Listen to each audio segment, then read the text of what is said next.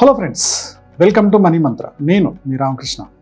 మనం ఈరోజు మనీకి సంబంధించిన ఒక బుక్ సమ్మరీ గురించి తెలుసుకోబోతున్నాం. ఆ బుక్ వచ్చేసి హ్యాపీ మనీ. ఆథర్ వచ్చేసి కెన్ హోండా. ఇతను మనీ మిలియనీర్కి సంబంధించిన మంచి ఆథర్ అన్నమాట. సో ఇతని బుక్స్ చాలా ఫేమస్. ఈరోజు ఈ బుక్లో ఉన్న మెయిన్ టాపిక్స్ ఒకసారి డిస్కస్ చేద్దాం. మీకు కనుక ఎక్స్ట్రా ఇన్కమ్ పెంచుకోవాలి, పైసా పెట్టుబడి లేకుండా ఇంట్లోనే కూర్చొని ఒక 2-3 గంటలు కష్టపడుతూ లైఫ్లో మీకు కావాల్సిన ఇన్కమ్ను సంపాదించుకోవడానికి నేను డైరెక్ట్ సెల్లింగ్ బిజినెస్లో గైడెన్స్ ఇస్తూ ఉంటా. మీకు ఇంట్రెస్ట్ ఉంటే డిస్క్రిప్షన్లో వాట్సాప్ గ్రూప్ లాగిన్ అవ్వండి. అడ్మిన్కి ఒక మెసేజ్ పెట్టండి, direct selling, digital direct selling business అని. అడ్మిన్ మీకు రిప్లై ఇస్తారు. Happy money, the Japanese art of making peace with your money. ఈ బుక్ సమ్మరీ చూసిన తర్వాత మీరు మంచి మిలియనీర్ అవుతారు, అది కూడా మంచి హ్యాపీ తోటి. కెన్ హోండా ఒకసారి ఒక పార్టీలో ఉన్నాడు. సో ఇతను అందరికీ చాలా తెలిసిన పర్సన్, ఎందుకంటే మనీకి సంబంధించి చాలా బుక్స్ రాశాడు. ఒకసారి ఈ పార్టీలో ఇతని దగ్గరికి ఒక పాప వచ్చింది. దాదాపుగా 16-17 ఇయర్స్ ఉంటాయి. అమ్మాయి వచ్చింది. అమ్మాయి వచ్చి, సార్ ఒకసారి మీ వ్యాలెట్ ఇవ్వండి అని అడిగింది, పర్స్. సో అక్కడున్న జనాలందరూ షాకింగ్. ఆ అమ్మాయి చాలా రిక్వెస్ట్గా అడిగింది. సో ఇప్పుడు ఈ కెన్ హోండా ఆథర్ ఈ వ్యాలెట్ పర్స్ ఇస్తాడా లేదా అని అందరు డౌట్. సరే కొద్దిసేపు ఆలోచించిన తర్వాత తన పర్స్ తీసి ఆ అమ్మాయి చేతిలో పెట్టాడు. ఆ అమ్మాయి పర్స్ అంతా ఓపెన్ చేసింది. ఓపెన్ చేసిన తర్వాత సో అందులో కొన్ని రిసిప్ట్స్ ఉన్నాయి, కొన్ని నోట్స్ ఉన్నాయి, అలాగే కొన్ని క్రెడిట్ కార్డ్, డెబిట్ కార్డ్ అన్నీ ఉన్నాయి. సో ఆమె ఏం చేసిందంటే ఫస్ట్ నోట్స్ తీసింది, ఒకదాని తర్వాత ఒకటి నీట్గా పేర్చింది. క్రెడిట్ కార్డ్స్, సో వీటిని ఒక రోలో పెట్టింది. తర్వాత రిసిప్ట్స్ ఏవైతే ఉన్నాయో ఆ రిసిప్ట్స్ అన్నీ దులిపేసి వాటిని మంచిగా ఫోల్డ్ చేసి మళ్ళీ ఒక రోలో పెట్టింది. ఈ కాయిన్స్ని కూడా వాటిని ఇంకొక కాయిన్ వాలెట్లో పెట్టేసింది. పెట్టి అతని చేతికి ఇస్తూ, ఇప్పుడు మీ మనీ చాలా హ్యాపీగా ఉందండి అని ఇచ్చేసిందంట. మనీ ఎప్పుడు హ్యాపీగా ఉంటుందంటే అది మనం ఎలా ఇస్తున్నాము, ఎలా తీసుకుంటున్నాము అనే దాన్ని బట్టి మన మనీ హ్యాపీగా ఉందా లేకపోతే బాధపడుతుందా అనేది తెలుస్తుంది సార్ అని చెప్పిందంట ఆ పాప. సో అప్పుడు ఆథర్ కూడా ఆ వ్యాలెట్ చూశాడు. నిజంగా చాలా హ్యాపీగా మనీ నవ్వుతున్నాయని అనిపించింది. సో అప్పుడు అనుకున్నాడు ఆథర్, మనీకి కూడా ఒక ఎనర్జీ ఉంటుంది. ఆ ఎనర్జీ అనేది మన ఆలోచనలు కూడా మార్చేస్తుంది. సో మనీకి సంబంధించిన మన ఆలోచనలు పాజిటివ్గా ఉంటే, హ్యాపీగా ఉంటే మనల్ని నమ్ముకున్న మన ఫ్యామిలీ కూడా చాలా మంచి జరుగుతుంది. మనీకి సంబంధించి మనకు కనుక ఒక బ్యాడ్ ఒపీనియన్స్ ఉంటే మనల్ని నమ్ముకొని వచ్చిన వాళ్ళకి కూడా చాలా బ్యాడ్ జరుగుతుంది అనేది ఆథర్కి అర్థమైంది. ఈ బుక్లో ఫస్ట్ లెసన్ వచ్చేసి హ్యాపీ మనీ అని. హ్యాపీ మనీ ఏంటి? Happy money. సో ఒక బాబు ఉన్నాడు, ఐస్ క్రీమ్ కోసం ఒక 10 రూపాయలు ఐస్ క్రీమ్ షాప్ అతనికి ఇచ్చాడు. ఇది చాలా హ్యాపీ మనీ, ఎందుకంటే దానికి బదులుగా ఐస్ క్రీమ్ తీసుకుంటున్నాడు. ఓకే, ఒక పర్సన్కి వాళ్ళ నానమ్మ ఎవరికి తెలియకుండా 100 రూపాయలు ఇచ్చింది మిఠాయి కొనుక్కోమని చెప్పి. ఇది హ్యాపీ మనీ. ఒక ఫాదర్ వాళ్ళ బాబుకి సైకిల్ కొంటున్నాడు, అది హ్యాపీ మనీ. పిల్లలకి పెట్టే ఖర్చు చాలా సంతోషంగా ఖర్చు పెడతా ఉంటాడు, అది హ్యాపీ మనీ. మీ దగ్గర బాగా డబ్బులు ఉన్నాయి, ఒక పేదవాడికి దానం చేస్తున్నారు, వేలు లక్షలని కాదు, మీకున్న దాంట్లో దానం చేస్తున్నారు. ఓకే, హెల్ప్ చేస్తున్నారు. మీ ఫ్రెండ్కో ఎవరికో అవసరమైంది, హాస్పిటల్లో ఉన్నారు, హెల్ప్ చేస్తున్నారు, అది హ్యాపీ మనీ. సో మీరు ఒక దగ్గర ఇన్వెస్ట్ చేశారు, ఆ అమౌంట్ డబుల్ అయింది. మీరు ఒక ల్యాండ్లోనో, మ్యూచువల్ ఫండ్స్లోనో, స్టాక్స్లోనో ఇన్వెస్ట్ చేశారు, అది మంచి రిటర్న్స్ ఇచ్చింది, అది హ్యాపీ మనీ. మీరు ఒక సర్వీస్ సెక్టర్లో ఉన్నారు, ఒక క్లయింట్కి మీరు మంచి సర్వీస్ ఇచ్చారు, తను అన్నదానికన్నా కూడా ఎక్స్ట్రా అమౌంట్ ఇచ్చాడు, నాకు చాలా హ్యాపీగా ఉంది, ఇంత ఉంచుకో అని చెప్పి ఇచ్చాడు, ఇది హ్యాపీ మనీ. అయితే అన్హ్యాపీ మనీ అంటే ఏంటి? సో మీరు ఒక జాబ్ చేస్తున్నారు, ఆ జాబ్ చేయడం మీకు ఇష్టం లేదు, అయినా సరే ఆ డబ్బులు మీకు చాలా అవసరం కాబట్టి ఇష్టం లేకపోయినా అది నెట్టుకొస్తున్నారు, అన్హ్యాపీ మనీ. మీరు ఒక సర్వీస్ ఇస్తున్నారు, ఓకే, సో ఆ సర్వీస్ చేసినందుకు ఆ క్లయింట్ మీ దగ్గరకు వచ్చాడు, నిజంగా మీ పని నాకు అస్సలు నచ్చలా, కానీ ఏదో పోనీలే అని మీకు డబ్బులు ఇస్తున్నారు, అది అన్హ్యాపీ మనీ. సో ఎవరైతే మనకి బాధపడుతూ కోప్పడుతూ మన చేతికి డబ్బులు ఇస్తారో అది అన్హ్యాపీ మనీ. ఏ డబ్బు అయితే మనం కష్టపడి సంపాదించామో అది హ్యాపీగా మన దగ్గరకు వస్తుందో అది మన హ్యాపీ మనీ. ఓకే, సేమ్ మీరు అవతల వాళ్ళకి ఇచ్చేటప్పుడు కూడా మీరు ఎప్పుడైతే వాళ్ళకి హ్యాపీగా ఇస్తూ ఉంటారో అది మళ్ళీ మన దగ్గరికి రిటర్న్ అవ్వడానికి, హ్యాపీగా ఇంకో 2-3 రిటర్న్ అవ్వడానికి చాలా స్కోప్ ఉంటుంది. మనీకి అంత ఎనర్జీ ఉంటుంది. మనం ఎంత పాజిటివ్గా ఆ మనీని తీసుకొస్తే ఆ పాజిటివ్ ఎనర్జీ తోటి మనకు అంత రిటర్న్స్ వస్తాయి అనేది ఆథర్ చెప్తున్న పాయింట్. ఆథర్ జెన్ వాళ్ళ ఫాదర్ అకౌంటింగ్ కన్సల్టెంట్. వీళ్ళ ఫాదర్ దగ్గరికి చాలామంది కస్టమర్స్ వచ్చేవాళ్ళు. అప్పుడు ఆథర్ ఏజ్ 8 years. సో వాళ్ళందరిని అడుగుతూ ఉండేవాడు, వాళ్ళకి టీలు ఇస్తూ వాటర్ ఇస్తూ మీరేం బిజినెస్ చేస్తారు, మీ టీం ఎంతమంది ఉంది, వాళ్ళ క్వాలిఫికేషన్ ఏంటి, ఓకే, సో మీ ఈక్విటీ టర్న్ ఓవర్ ఎంత, రిటర్న్స్ ఎలా వస్తాయి, ఇవన్నీ అడుగుతూ ఉండేవాడంట చిన్నప్పటి నుంచి. సో ఆథర్ ఒక విషయం గమనించాడు, వాళ్ళ నాన్న దగ్గరకు వచ్చే వాళ్ళు ఎవరైతే ఉంటారో స్టార్టింగ్లో ఒక నార్మల్ డ్రెస్లో వచ్చేటోళ్ళు కొన్ని రోజుల్లోనే మంచి సూట్లలో వచ్చేవాళ్ళు. ఒకప్పుడు బైక్ మీద వచ్చిన వాళ్ళు తర్వాత కార్లలో వస్తూ ఉండేవాళ్ళు. అందరినీ సక్సెసే చూస్తున్నాడు. ఒకరోజు ఆథర్ కెన్ స్కూల్ నుంచి ఇంటికి వచ్చే వరకు వాళ్ళ నాన్న బాగా బాధపడుతూ ఏడుస్తూ ఉన్నాడు. సడన్గా ఏమైందో అర్థం కాక వాళ్ళ నాన్న దగ్గరికి వెళ్ళి అడిగాడంట, ఏంది నాన్న ఏమైంది అని. ఇవాళ మన క్లయింట్ ఒక అతను నా దగ్గరకు వచ్చి డబ్బులు అడిగాడు. సో నా దగ్గర లేవని చెప్పాను. ఇతను ఇంటికి వెళ్ళిపోయి ఫ్యామిలీతో సహా అందరూ సూసైడ్ చేసుకున్నారు, చనిపోయారు. ఆ విషయం నేను ఎందుకు హెల్ప్ చేయలేకపోయినానని ఏడుస్తున్నాను అని చెప్పి అర్థమైందంట. అప్పుడు కెన్నుకు ఒక విషయం అర్థమైంది, 8 years బాబు. సో బిజినెస్ అన్నాక, లైఫ్ అన్నాక సక్సెస్ ఒకటే కాదు, ఫెయిల్యూర్స్ కూడా ఉంటాయి అనేది తనకు అర్థమైంది. అందుకని పెద్దగా అయిన తర్వాత ఫైనాన్షియల్గా ఫెయిల్యూర్ అవ్వకూడదు, నేను ఫైనాన్షియల్ సెక్యూరిటీ అనేది నాకు ఉండాలి. ఓకే, ఆ ఫైనాన్షియల్ సెక్యూరిటీ నేను ఏర్పాటు చేసుకుంటే అప్పుడు ఈ సూసైడ్లు చేసుకునే పరిస్థితి రాదు కదా అని చెప్పేసి 20 yearsకే తన స్టడీ కంప్లీట్ చేసేసి అకౌంట్స్ కన్సల్టింగ్ స్టార్ట్ చేశాడు. 30 సంవత్సరాలు వచ్చేవరకు ఫైనాన్షియల్ ఫ్రీడమ్ అనేది సాధించాడు.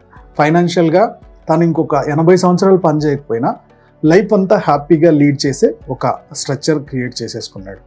సో అందుకని ఆథర్ ఏం చెప్తాడంటే లెసన్ 1లోనే మనం డబ్బు సంపాదించడం తప్పు కాదు, ముందు మైండ్ సెట్ మారాలి.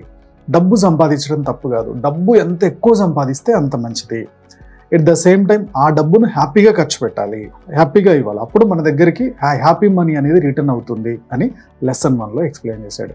సో ఆథర్ ఎంగేజ్లో ఉన్నప్పుడు తను ఎక్కువగా మనీ సంపాదించాలి, దాన్ని సేవ్ చేయాలి, ఇన్వెస్ట్ చేయాలి. సో దీనికోసం ఎక్కువ ఇన్ఫర్మేషన్ తెలుసుకోవాలి, ఎక్కువ నాలెడ్జ్ తీసుకోవాలి, దీంతో నేను లైఫ్లో సక్సెస్ అవుతాను అనుకునేవాడంట. సో ఆ ప్రయత్నాలు చేస్తున్నప్పుడు ఒకసారి మెంటర్, ఆథర్కు మెంటర్ ఉంటారు కదా, ఆ మెంటర్ చెప్పాడంట, నువ్వు వెళ్తున్న ప్రాసెస్ కరెక్ట్ కాదు, మనం ఫైనాన్షియల్ ఫ్రీడమ్ సాధించాలి అంటే 2 విషయాలు మనకు క్లారిటీ ఉండాలి అని చెప్పాడంట ఆథర్. ఒకటి మనీ ఐక్యూ, రెండోది మనీ ఈక్యూ. మనీ ఐక్యూ అంటే money intelligent quotient, money EQ అంటే మనీ ఎమోషన్ క్వోషెంట్.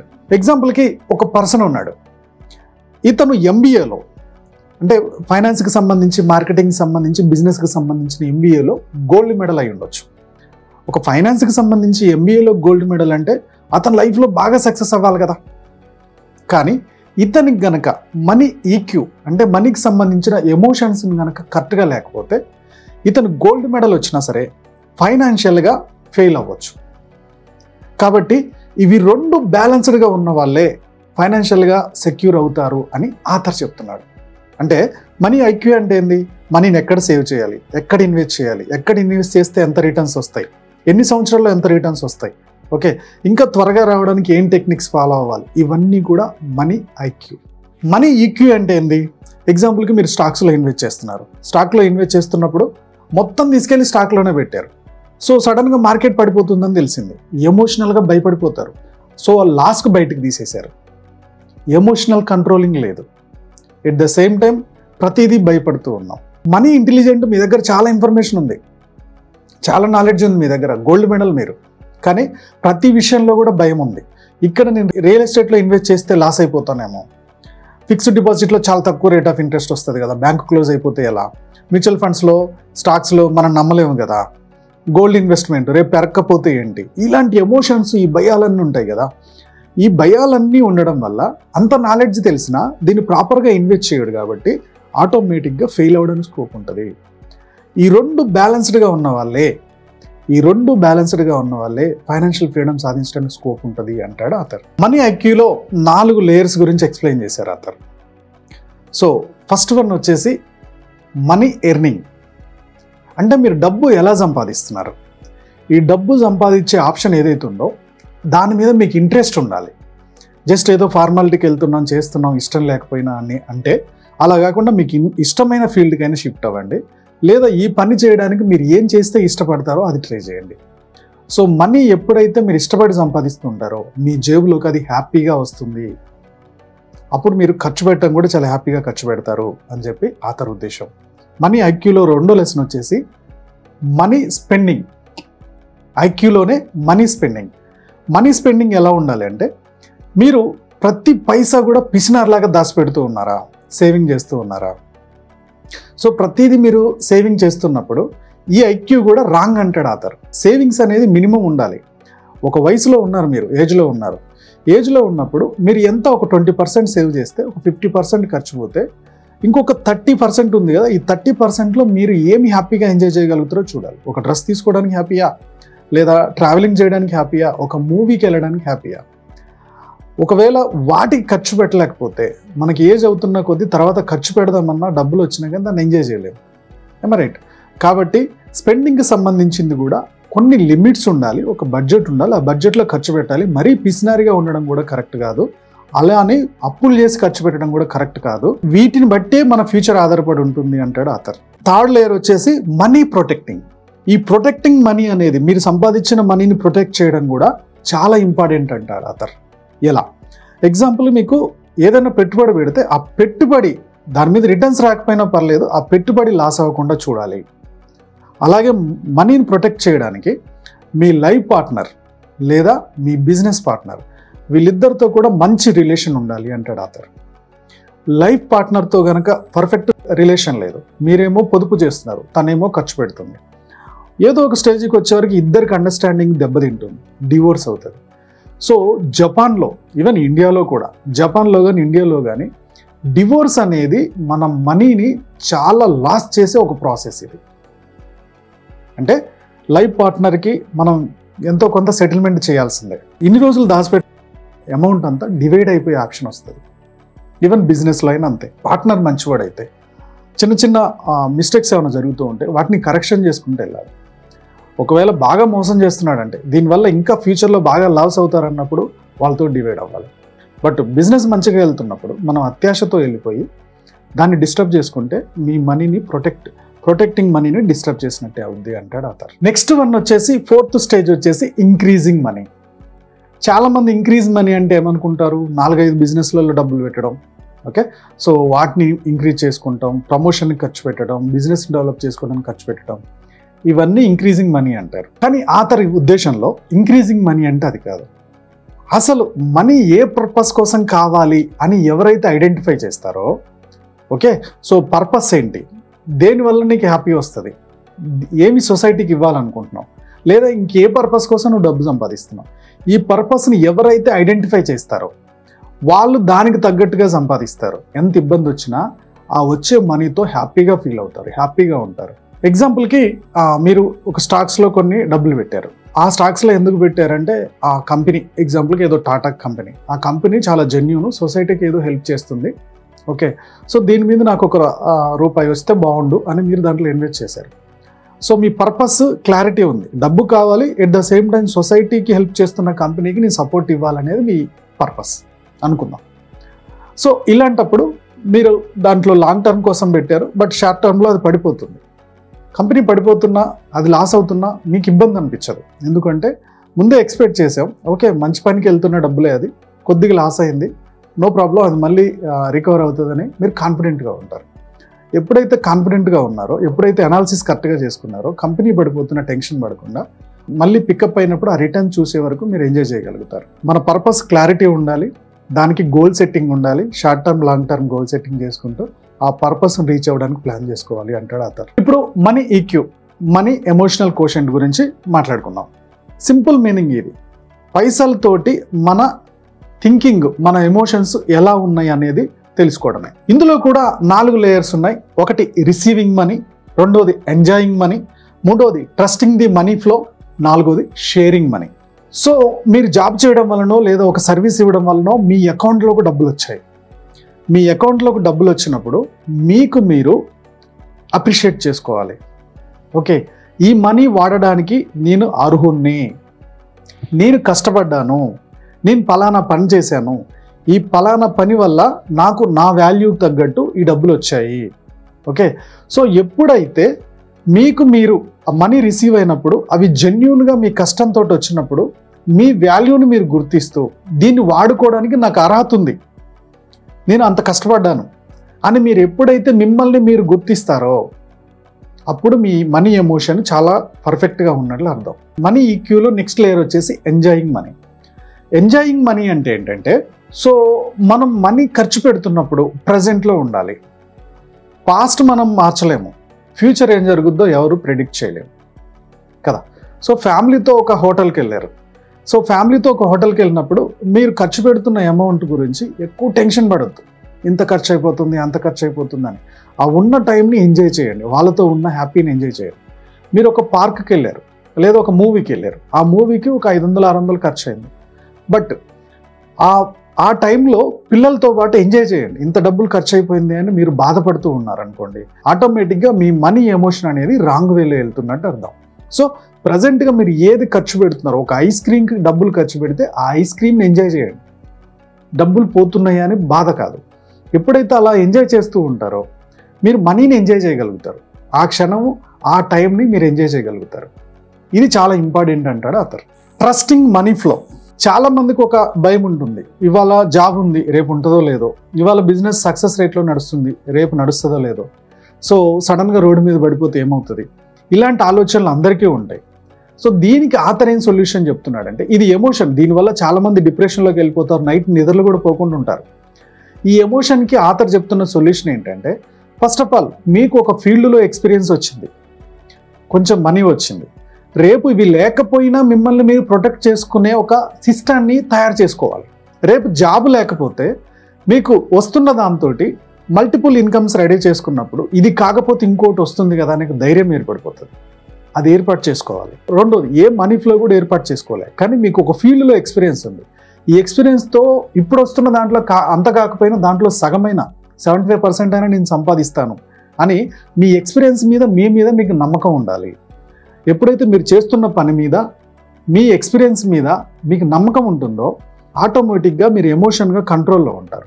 ఎమోషన్గా కంట్రోల్లో ఉన్నప్పుడు మనీ, మీ బ్రెయిన్లో భయం అనేది ఉండదు. భయం అనేది ఉండనప్పుడు ఆటోమేటిక్గా మీ మనీ ఫ్లో అనేది కంటిన్యూ అవుతూనే ఉంటుంది అంటాడు అతను. సో దీనికి 2 ఫ్లోలు చెప్పారు. ఒకటి, మీ ఎక్స్పీరియన్స్కి ఏదో ఒక దగ్గర వస్తుంది. ఒకవేళ మీ ఏజ్ ఎక్కువైపోయింది బట్ సంపాదిస్తున్నప్పుడే మీ ఇన్కమ్ లెవెల్స్ని ఇంకొక 2-3 పెంచుకున్నప్పుడు ఈ ఫ్లో కాకపోతే ఇంకో ఫ్లోలో వస్తుందని ఎప్పుడైతే ఒక సిస్టమ్ తయారు చేసుకుంటారో దాని ద్వారా మీరు ట్రస్ట్ చేయగలుగుతారు. మనీ ఫ్లో నాకు ఉంటుంది డబ్బు ఎప్పటికైనా అని ట్రస్ట్ చేయగలుగుతారు. ఆ ట్రస్ట్ తోటే మీరు ఎమోషన్గా బ్యాలెన్స్డ్గా ఉంటారు అంటాడు అతను. నెంబర్ 4 వచ్చేసి షేరింగ్. సో మనం టీవీలలో యాడ్ చూస్తూ ఉంటాం, యూట్యూబ్లో యాడ్ చూస్తూ ఉంటాం, పలానా వాళ్ళకి క్యాన్సర్, పలానా వాళ్ళకి కిడ్నీ ప్రాబ్లం వచ్చింది, వాళ్ళ డబ్బులకి ఇబ్బంది పడుతున్నారు. ఎవరికైతే డబ్బులకి ఇబ్బంది పడుతున్నారన్నారో మీరు పెట్టగలిగే పొజిషన్లో ఉన్నప్పుడు, పెద్ద ఇబ్బంది కాదు, అవతల వాళ్ళకి ఏమైనా హెల్ప్ అవుతుంది అన్నప్పుడు ఈ షేరింగ్ చేయడానికి మీరు ఎప్పుడైతే ముందుకు వస్తూ ఉంటారో మీ ఎమోషన్స్ చాలా కంట్రోల్లో ఉన్నట్టు. షేరింగ్ కూడా బ్యాలెన్స్డ్గా ఉండాలి. సో ఇప్పుడు మనీ ఐక్యూలో 4 ఐటమ్స్లో మనం పర్ఫెక్ట్గా ఉండి మనీ ఈక్యూలో ఈ 4 ఐటమ్స్ కూడా పర్ఫెక్ట్గా ఉంటే మన దగ్గరకు వచ్చే మనీ హ్యాపీగా ఉంటుంది. ఆ హ్యాపీ మనీతో మనం కూడా లైఫ్లో చాలా హ్యాపీగా ఉంటాం అని ఆథర్ ఎక్స్ప్లెయిన్ చేస్తున్నారు. ఈ బుక్లో లెసన్ నెంబర్ 3 లాస్ట్ లెసన్ వచ్చేసి ఆరిగాటో మనీ. ఆరిగాటో అంటే ఇంగ్లీష్లో థ్యాంక్ యూ అని. ఓకే, సో ఏ పని ద్వారైనా మీకు డబ్బు వచ్చినా లేకపోతే ఎవరైనా మీకు డబ్బులు ఇచ్చినా మీరు ఆ మనీ వచ్చినప్పుడు థ్యాంక్ యూ మనీ అని చెప్పండి. అలాగే మీరు ఎవరికన్నా మనీ ఇస్తున్నప్పుడు హ్యాపీగా అవతల వాళ్ళకి ఇవ్వండి. థ్యాంక్ యూ మనీ, నేను చాలా హ్యాపీగా ఇస్తున్నాను, నువ్వు అక్కడికి వెళ్ళు, వాళ్ళకి చాలా హెల్ప్ అవ్వు, తర్వాత నాకు 2 వెనక్కిరా అని చెప్పేసి మీరు మనసులో అనుకొని ఆ డబ్బుని ఇస్తూ ఉండండి అని చెప్తున్నాడు. దీనివల్ల మనీకి చాలా పవర్ ఉంటుంది, యూనివర్స్కి కూడా ఇది కనెక్ట్ అవుతుంది. సో మీ మనీ ఒక పాజిటివ్గా వెళ్తున్నప్పుడు ఆటోమేటిక్గా దానికి రిటర్న్స్ ఇచ్చే వాళ్ళు మీకు కనెక్ట్ అవుతారు, దానికి డబ్బులు 2 రిటర్న్స్ వస్తూ ఉంటాయని ఆథర్ చెప్తూ ఉన్నాడు. ఓకే ఫ్రెండ్స్, సో యూనివర్స్కి కనెక్ట్ అయ్యే చాలా పాయింట్స్ ఆథర్ ఇందులో ఎక్స్ప్లెయిన్ చేశాడు. ఈ పాయింట్స్ అన్ని ఎక్స్ప్లెయిన్ చేస్తున్నందుకు నాకు చాలా హ్యాపీగా ఉంది, మన వ్యూవర్స్ అండ్ సబ్స్క్రైబర్స్కి ఈ లెసన్స్ అందించినందుకు. సో ఈ వీడియో మీకు నచ్చింది అనుకుంటున్నాను. నచ్చినట్టయితే లైక్ చేయండి, కామెంట్ చేయండి, షేర్ చేయండి. మా యూట్యూబ్ ఛానల్ చూస్తున్న మా వ్యూవర్స్ అండ్ సబ్స్క్రైబర్స్ లైఫ్లో ఎప్పుడు కూడా గొప్పగా స్థిరపడాలని కోరుకోవడంలో మా మనీ మంత్రం ముందుంటుంది. Go self made.